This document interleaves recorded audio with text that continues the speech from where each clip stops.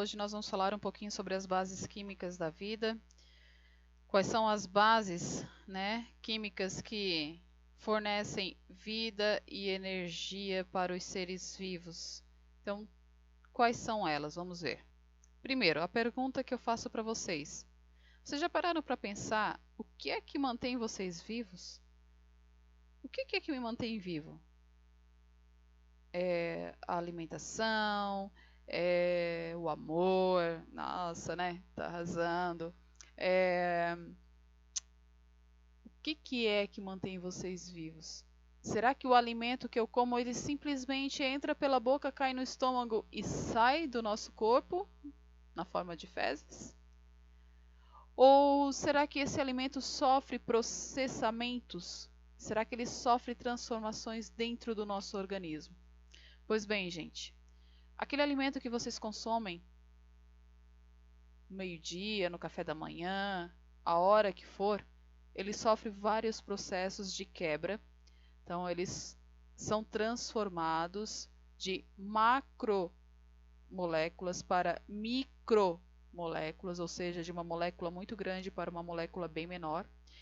E assim, essas moléculas conseguem chegar à nossa corrente sanguínea, e a corrente sanguínea então transporta todas essas substâncias para o nosso organismo, para as nossas células, e é o que mantém todos os nossos tecidos vivos, tá?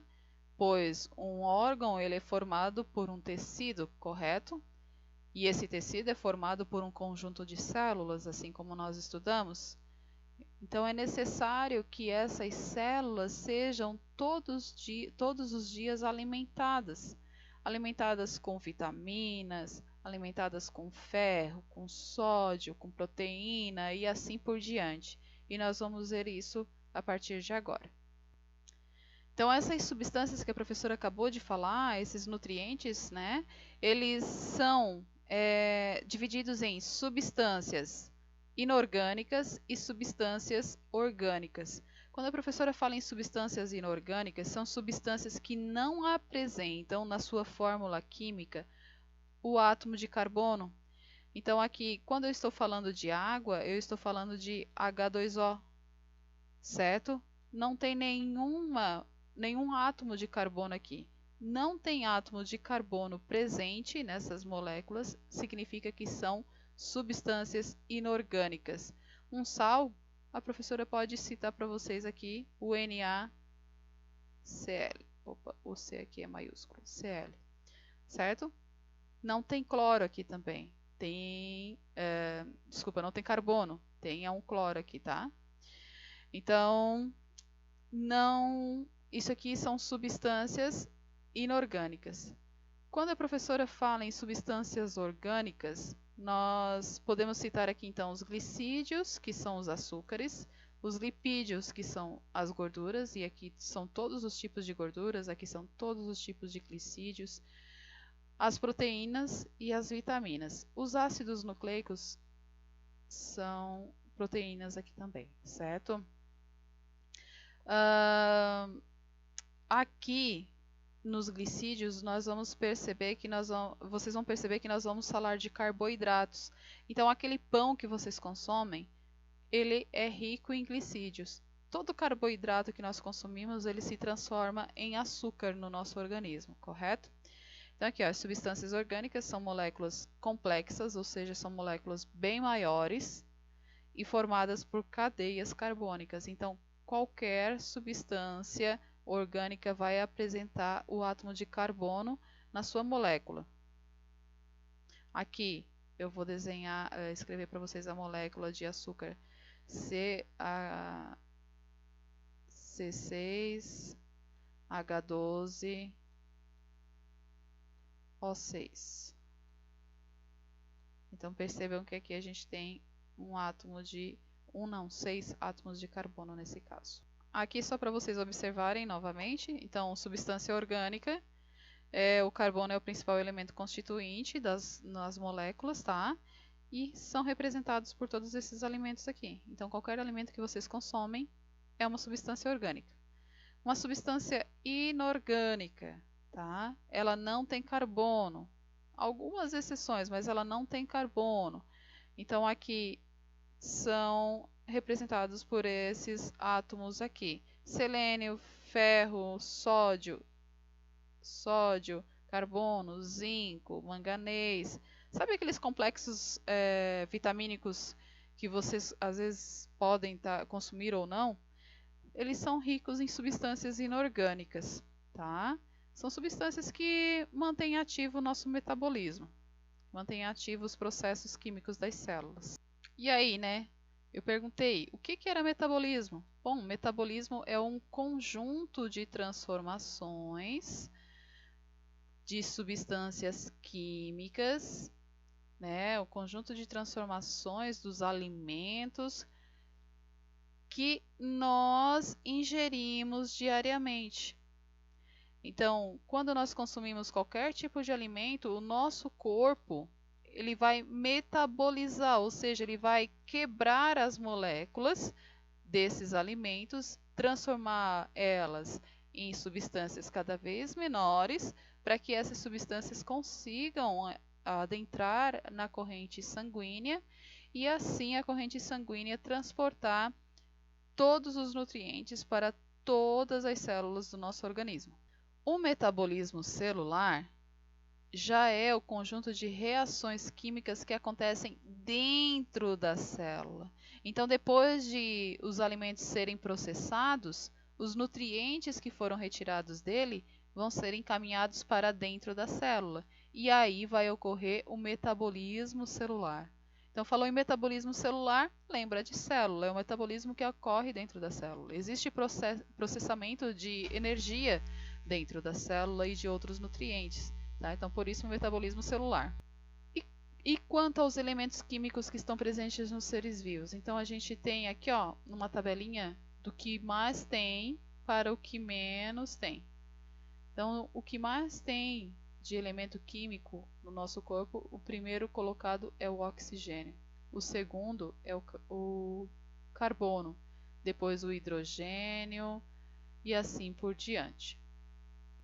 Vamos ver aqui um pouquinho sobre as substâncias inorgânicas agora. Nós vamos estudar as substâncias inorgânicas, que são divididos em dois grupos: a água e os sais minerais. Vamos falar um pouquinho sobre água agora. Então, a água.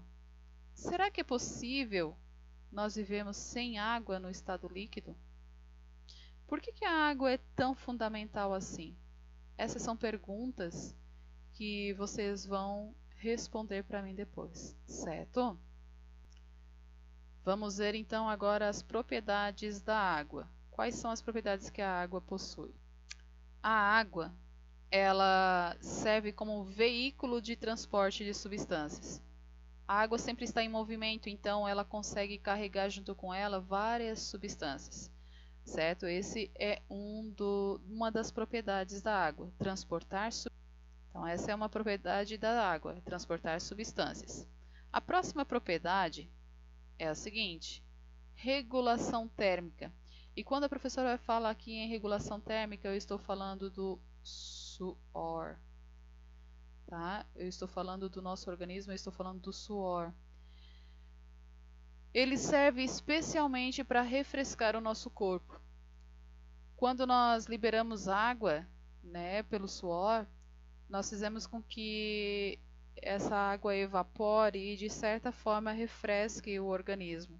Se nós não conseguíssemos ter esse processo de refrigeração do corpo, provavelmente nossos órgãos começariam a falecer, porque ocorreria um superaquecimento.